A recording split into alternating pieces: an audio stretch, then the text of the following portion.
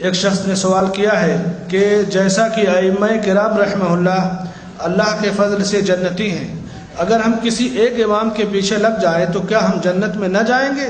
کیونکہ جو علمی تحقیق انہوں نے کی ہے ہم تو نہیں کر سکتے۔ ڈاکٹر صاحب حفظ اللہ اس کا جواب دیں گے۔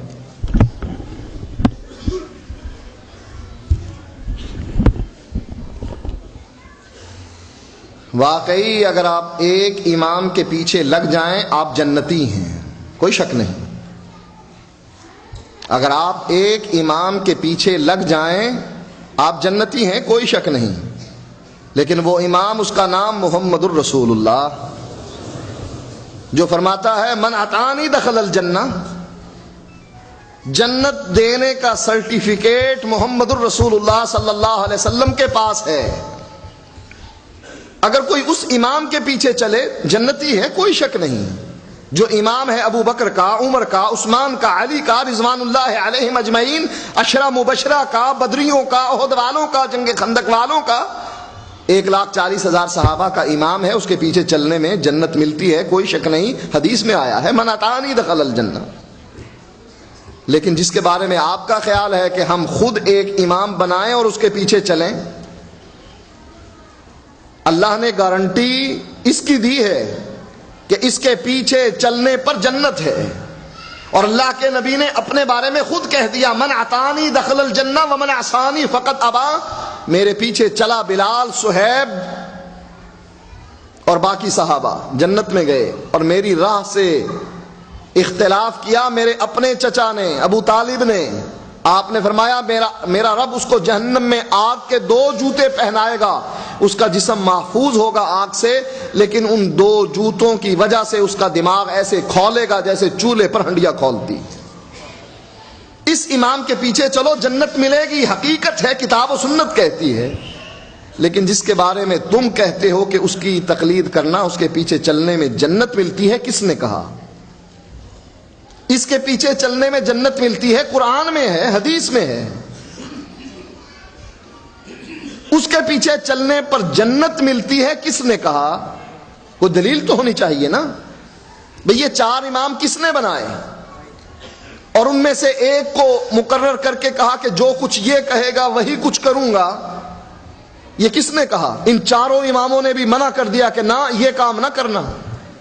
امام ابو حنیفہ رحمۃ اللہ علیہ نے منع کر دیا کہ جب میری بات نبی کی بات کے مقابلے میں آ جائے فَاتْرُكُوا قَوْلِي بِخَبْرِ رسول اللہ صلی اللہ علیہ وسلم، میری بات کو اٹھاؤ اور فَاضْرِبُوا عَلَى الْحَائِطِ، دیوار پر دے مارنا، اس لیے کہ یہ نبی کی حدیث کے مقابلے میں آ گئی۔ یہی بات امام شافعی سے، یہی بات امام مالک سے۔ امام مالک فرماتے ہیں مسجد نبوی میں درس دیتے ہوئے ہر آدمی کی بات کو رد کیا جا سکتا ہے سوائے اس قبر والے کی بات، اور یہی بات امام احمد فرماتے ہیں کہ میری تقلید نہ کرنا، اوزائی کی نہ کرنا، ان لوگوں کے پیچھے نہ چلنا جس کو مالک کہا جاتا ہے، شافعی کہا جاتا ہے۔ فرمایا خذوا من حیث اخذوا، دین وہاں سے لینا جہاں سے انہوں نے لیا ہے۔ دین کا سرچشمہ یا کتاب ہے یا سنت ہے، ان 2 چیزوں کو 4 اماموں نے کہا کہ ہماری تقلید نہ کرنا۔ اب تقلید جو قطعاً حرام ہے وہ یہ ہے کتاب و سنت کچھ کہتی ہے اور امام کچھ کہتا ہے۔ اگر کوئی شخص کتاب و سنت کے مقابلے میں اپنے امام کی بات اور اس کی آراء کو ترجیح دیتا ہے، اللہ کی قسم ہے کہ یہ انسان کبھی جنت میں نہیں جائے گا۔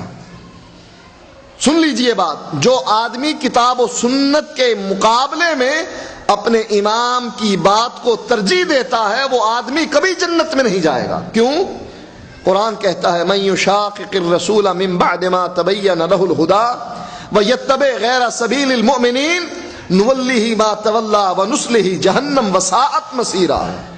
کسی کو مسئلے کا پتہ نہیں لگا، علیحدہ بات ہے، لیکن مسئلے کا پتہ لگ گیا کہ مسئلہ یہ ہے، اللہ فرماتا ہے جو مسئلے کے پتہ لگنے کے بعد پھر رسول کی مخالفت کرے وہ جدھر جاتا ہے ہم جانے دیتے ہیں، وَنُصْلِيهِ جَهَنَّمْ، ہم اس کو قیامت کے دن جہنم میں داخل کریں گے۔ تقلید جو ممنوع اور حرام ہے وہ یہ کہ کتاب و سنت کے مقابلے میں اپنے امام کی بات کو اٹھایا جائے اور کہا جائے کتاب و سنت چھوڑی جا سکتی ہے، امام کا قول نہیں چھوڑا جا سکتا۔ جیسا کہ انڈیا سے ایک رسالہ نکلتا ہے، اس میں مفتی صاحب سے سوال ہوتا ہے، تجلی اس کا نام ہے، پوچھتے ہیں مفتی صاحب سے کہ قرآن و حدیث سے اس کی روشنی میں میرے مسئلے کا جواب دیجئے، قرآن اور حدیث کی روشنی میں میرے مسئلے کا جواب دیجئے۔ تو مفتی صاحب جواب دیتے ہیں کہ سب سے پہلے تو میں یہ وضاحت کر دینا ضروری سمجھتا ہوں، جو ہر سائل اپنے سوال میں لکھ کر بھیج دیتا ہے کہ قرآن و سنت کی روشنی میں جواب دیجئے، مفتی صاحب جواب دیتے ہیں مقلد کے لیے قرآن و سنت کی روشنی نہیں، اس کے امام کا قول حجت ہوا کرتا ہے۔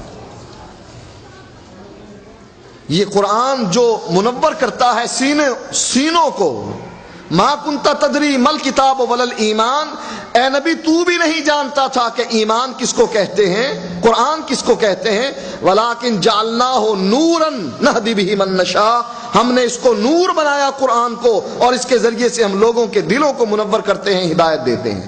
رب کہتا ہے قرآن نور ہے، تورات نور ہے، انجیل نور ہے، اور مفتی صاحب جواب دیتے ہیں کہ مقلد کے لیے قرآن نور نہیں، اس کے لیے اس کے امام کا قول حجت ہوا کرتا ہے۔ یہ ہے تقلید حرام اور ناجائز۔ ایک یہ ہے کہ اپنے کسی عالم سے فتویٰ پوچھ لینا کہ کیا کتاب و سنت کی روشنی میں بتلائیے کیا جواب ہے اس کا، مسئلہ پوچھنا تقلید نہیں۔ لوگوں کے ذہنوں میں شاید یہ بات ہے کہ مسئلہ پوچھنا بھی تقلید ہے۔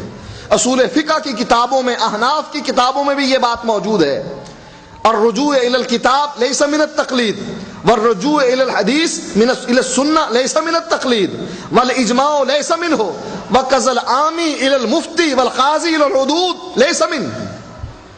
عامی کا مفتی سے مسئلہ پوچھنا تقلید ہے ہی نہیں۔ کیوں؟ قرآن کہتا ہے فاسألوا اہل الذکر ان کنتم لا تعلمون، اگر تمہیں علم نہیں تو اہل ذکر سے پوچھو۔ تو پوچھنا تقلید نہیں ہے۔ تقلید کیا ہے؟ کتاب و سنت کہہ رہا ہے ایسے، کہتے نا ایسے نہیں، میرے امام نے کہا تھا ایسے۔ قرآن و حدیث کو چھوڑ کر اپنے امام کی بات کو بڑھانا، یہ ہے تقلید، اور جو ممنوع ہے اور حرام ہے۔